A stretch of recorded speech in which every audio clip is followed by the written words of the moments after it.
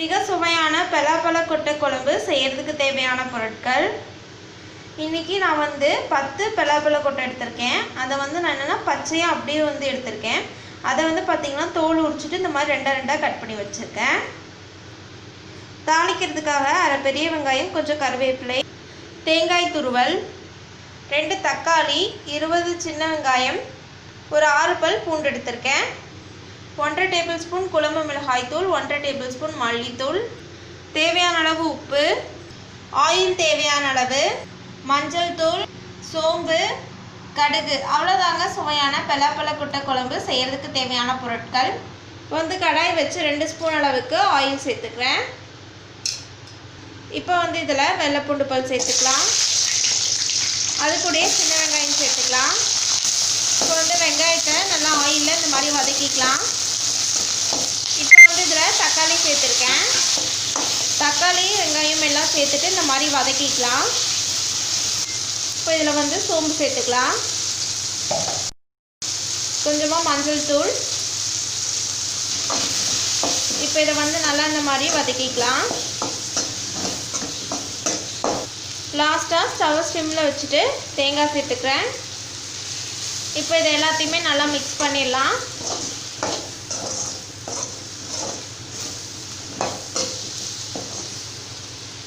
இப்போ இதில் மசாலா சேர்த்துக்கிறேன். மல்லித்தூள், குழம்பு மிளகாய் தூள் 2 சேர்த்துருக்கேன்.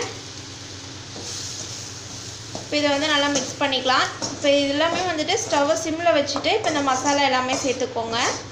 சேர்த்துட்டு ஒரு டைம் நல்லா இந்த மாதிரி கிளறி விட்டுட்டு ஸ்டவ்வை ஆஃப் பண்ணிடலாம். இப்போ இது சூடாகணுன்னே நம்ம மிக்ஸி ஜாரில் போட்டு மசாலாவை அரைச்சி எடுத்துக்கலாம். இப்போ நம்ம மசாலா அரைக்கிறதுக்கு வதக்கி வச்சுருந்தது நல்லா சூடாடிடுச்சு. இப்போ மிக்ஸி ஜாரில் போட்டிருக்கேன். ஒரு புடி பிடிச்சிட்டு கொஞ்சமாக தண்ணி சேர்த்து அரைச்சி பேஸ்ட்டாக அரைச்சி எடுத்துக்கலாம். பாருங்கள், குழம்புக்கு மசாலா இந்த அளவுக்கு அரைச்சி எடுத்து வச்சுருக்கேன். இப்போ கடாய் வச்சு 3 ஸ்பூன் அளவுக்கு ஆயில் சேர்த்துக்கிறேன். கடுகு, உளுந்து பருப்பு, கொஞ்சமாக வெந்தயம் சேர்த்துக்கலாம். கடுகு பொரிஞ்சு வர டைமில் வெங்காயம், கருவேப்பிலை சேர்த்துருக்கேன். இப்போ இதை ஆயிலில் இந்த மாதிரி வதக்கிக்கலாம். இப்போ இதில் பலாக்கொட்டை சேர்த்துருக்கேன். இப்போ இதை நல்லா இந்த மாதிரி மிக்ஸ் பண்ணிக்கலாம். இப்போ நம்ம அரைச்சி வச்சுருக்கக்கூடிய மசாலாவை இதில் சேர்த்துடலாம்.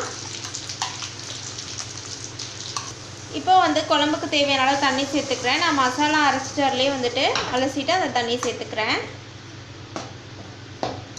கொஞ்சம் திக்காக வேணும்னா நீங்கள் தண்ணி கம்மியாக சேர்த்துக்கோங்க. இல்லை கொஞ்சம் தண்ணியாட்டம் வேணும்னா கூட நீங்கள் இன்னும் கொஞ்சம் தண்ணி சேர்த்துக்கலாம்.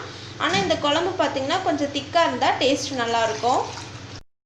இப்போ தேவையான அளவு உப்பு சேர்த்துக்கலாம். இன்னும் கொஞ்சம் தண்ணி சேர்த்துக்கிறேன். நான் இப்போ கொஞ்சம் தண்ணி அதிகமாகவே சேர்த்துக்கிறேன். ஏன் அப்படின்னா நான் பலாக்கொட்டை பார்த்திங்கன்னா தனியாக வேக வைக்கலை.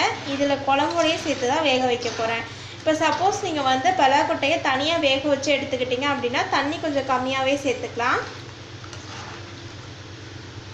இப்போ ஒரு மூடி போட்டு மூடி வச்சிடலாம். நல்லா கொதித்து எண்ணெய் எல்லாமே பிரிஞ்சு பலாக்கொட்டை பார்த்திங்கன்னா நல்லா வெந்து வரட்டும். அது வரைக்கும் ஒரு மூடி போட்டு மூடியிருக்கேன். பாருங்கள், குழம்பு நல்லா சுண்டிடுச்சு. அதே மாதிரி பலாக்கொட்டையும் நல்லா வெந்துடுச்சு.